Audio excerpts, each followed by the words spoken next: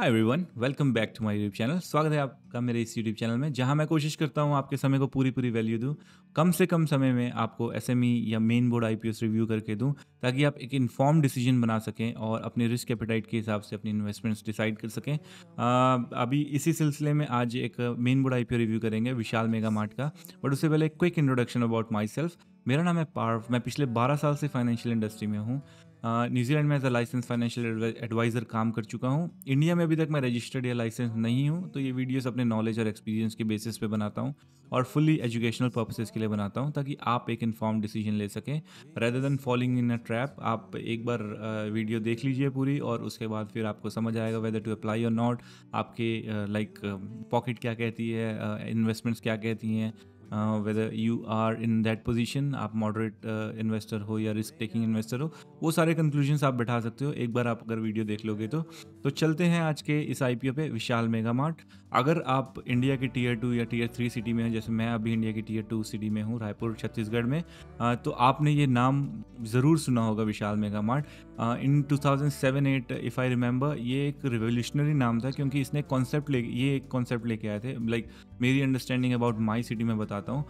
Big बाज़ार और विशाल mega mart दोनों एक साथ ही आए थे। बिग बाज़ार was like in that segment जहाँ वो मिडिल क्लास और अपर मिडिल क्लास को कैटर कर रहे थे, and Vishal mega mart was like जहाँ ये लोअर मिडिल क्लास और मिडिल क्लास को कैटर कर रहे थे और वैल्यू प्रोवाइड करते थे मनी में, इन टर्म्स ऑफ इन्वेस्टमेंट। अगर आप कुछ खरीदना चाहते तो वैल्यूएबल आइटम्स आपको बहुत रीजनेबल प्राइजेस पे मिलते थे।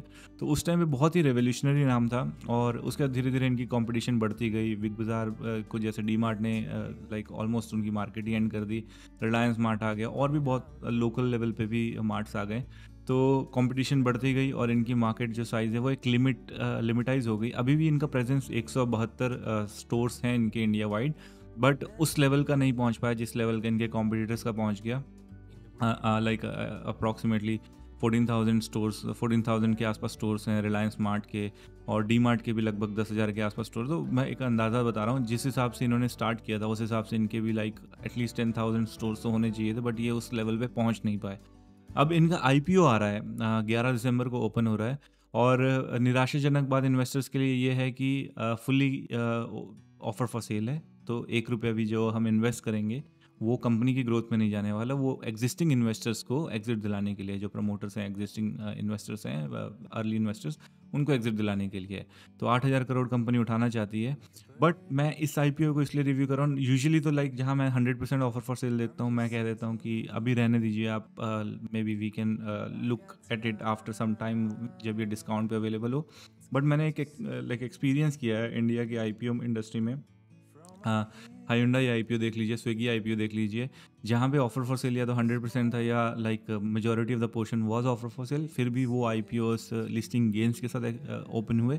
तो अगर तो आप बहुत लाइक पैसिव इन्वेस्टर हैं, जहाँ आप बहुत अपने सोच समझ के पैसे इन्वेस्ट करते हैं आईपीओस में, मैं अभी से आपको कह देता हूँ ये वीडियो आपके लिए नहीं है। आप एग्जिट कर सकते हैं, क्योंकि not the good investment in this particular IPO for you.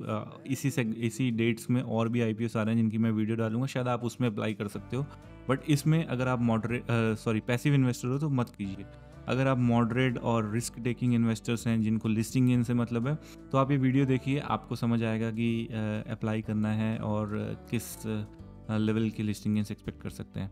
Okay, Vishal mega Mart हमने डिस्कस कर लिया about them, what they do, and dates 11 को ओपन हो रहा है, 13 को क्लोज हो रहा है, एंड लिस्टिंग इसकी है 18 दिसंबर की। प्राइस बैंड इन्होंने रखा है 74 से लेकर 78 रुपीज़ पर शेयर। 190 शेयर्स का लॉट है, तो हमें 78 पे ही अप्लाई करना है अगर हम अप्लाई करते हैं तो, और 14,820 के आसपास की इन्वेस्टमेंट लगेगी हमें। और रिटेल कैटेगरी में मैक्सिमम 13 लॉट्स तक अप्लाई कर सकते हो। बट अगर आप लाइक मॉडरेट और रिस्क टेकिंग इन्वेस्टर भी हो, तो मैं आपको यही रिक्वेस्ट करूँगा कि बहुत ज़ोर शोर से मत कीजिएगा, बहुत ज़्यादा डीमेट अकाउंट से अप्लाई करने की कोशिश मत कीजिएगा। अपनी लाइक कैपिटल को सेव करने के लिए limited number of lots apply कीजिएगा, क्योंकि इसी डेट्स में और भी अच्छे आईपीओस आए हुए हैं, तो आप उनको भी देख सकते हैं। ओके, तो प्री आईपीओ प्रोमोटर होल्डिंग है 96.46, पोस्ट आईपीओ रह जाएगी 76% के आसपास। ओके, विशाल मेगा मार्ट किस चीज़ों में डील करते हैं सबको पता है, apparel, grocery, electronics, home essentials, जो नॉर्मल एक लाइक आपको स्टोर में जो जैसे डी मार्ट में भी मिल जाएगा, सेम वही है। और इनका जो इन्होंने नंबर्स डिस्कस किए हुए हैं, बैलेंस शीट दी हुई है, उसको डिस्कस कर लेते हैं। 8,217 करोड़ के आसपास की एसेट्स है 2022 में, जो इस पर्टिकुलर क्वार्टर में 30 सितंबर 2024 वाले क्वार्टर में इन्होंने 9,551 करोड़ के डिक्लेयर किए हैं। तो very slow and steady growth. मैं वेरी स्लो एंड स्टेडी क्यों कह रहा हूँ? अगर आप इनके कॉम्पिटिटर्स के नंबर देख लेंगे तो वो लाइक ब्लास्ट कर गए हैं, और ये अभी भी बहुत स्लोली एंड स्टेडीली मूव हो रहे हैं। तो इसलिए very slow and steady growth. जिस सेगमेंट में है इसमें इनको लाइक ये नंबर्स बहुत ड्रेस्टिकली चेंज होने चाहिए थे, बट ये बहुत स्लोली चेंज हुए हैं। रेवेन्यूज़ 5,653 करोड़ के आसपास 2022 में, और इस पर्टिकुलर क्वार्टर में जिन्होंने डिक्लेयर किए हैं वो है 5,053 करोड़ के आसपास। इन मल्टीप्लाई बाय 4 भी अगर कर लेते हैं तो लाइक 20,000 करोड़ के आसपास के रेवेन्यूज़ आते हैं, बट उतने होंगे नहीं, क्योंकि लास्ट फाइनेंशियल ईयर एंड में इन्होंने 8,945 करोड़ के आसपास के रेवेन्यू डिक्लेयर किए हैं। तो लगभग अगर आप ग्रोथ के हिसाब से इन्फ्लेशनरी ग्रोथ भी देख लें, 12-13 हज़ार के आसपास मैक्सिमम रेवेन्यूज़ मैं देखता हूँ। Profit after tax very low margins हैं, क्योंकि ये इंडस्ट्री बड़ी थोड़ी कंपटीशन वाली है। यहाँ आपको प्रॉफिट का मार्जिन्स हमेशा कम रखनी होती हैं। 202 करोड़ की है 2022 में, 321 करोड़ की है 2023 में, 461 करोड़ की है 2024 में। इस पर्टिकुलर क्वार्टर में 250 करोड़ के आसपास की है। Again very slow and steady growth. Net worth company की देख लेते हैं 4800 करोड़ के आसपास की 2022 में, अभी 5600 करोड़ के आसपास की इन्होंने 2024 वाले फाइनेंशियल ईयर एंड में, एंड 5900 करोड़ के आसपास की इस पर्टिकुलर क्वार्टर में डिक्लेयर की है। रिजर्व्स एंड सरप्लस अच्छे से ग्रो किए हैं इनके, तो ये रिजर्व्स एंड सरप्लस है। बोरोविंग्स निल है। I think company is debt free, तो I am assuming that company is debt free and borrowings nil. ROCE 68.76%, price to book value 6.23, PAT margin 5.18, which is like reasonably low. P देख लेते हैं 76.13, and post IP हो जाएगा 69.19। Okay, ये तो हो गई बैलेंस शीट। अब मैंने जैसे आपको शुरू में बताया था वीडियो के कि अगर आप लाइक पैसिव इन्वेस्टर हो तो आप इससे दूर रहिए, और अगर आप like moderate to risk taking investor भी हो तब भी मैं यही कहूँगा कि बहुत ज़्यादा लॉट्स अप्लाई करने की ना सोचें, मिनिमम लॉट्स अप्लाई करें। मैंने जो पुराने एक्सपीरियंसेस लिए हैं, मैं जो लाइक स्विगी और हायुंडई की IPO से एक्सपीरियंस लिए हैं, उसके बेसिस पे मैं अगर ग्रे मार्केट प्रीमियम देखूँ इनका, देखिए बड़ा है ये। 8 दिसंबर को इनका ग्रे मार्केट प्रीमियम था 29.49, और आज की डेट में है 30.77%।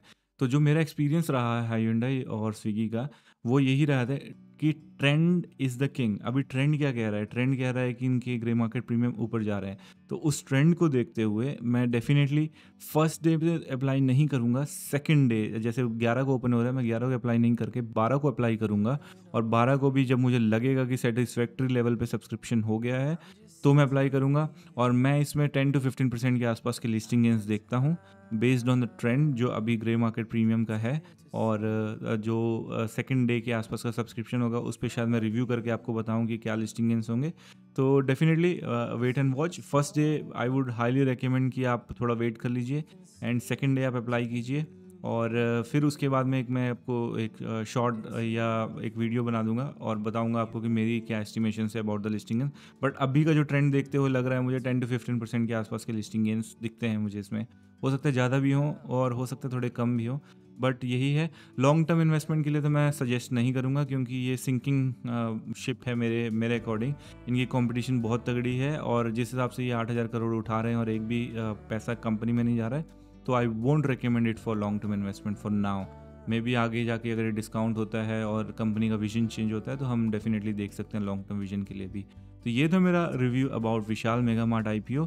अगर आपको ये वीडियो अच्छी लगी तो please do like and subscribe to my channel, and आगे भी ऐसे इंसाइटफुल वीडियोज़ के लिए मेरे चैनल के साथ बने रहिए। Thank you for watching. God bless you all.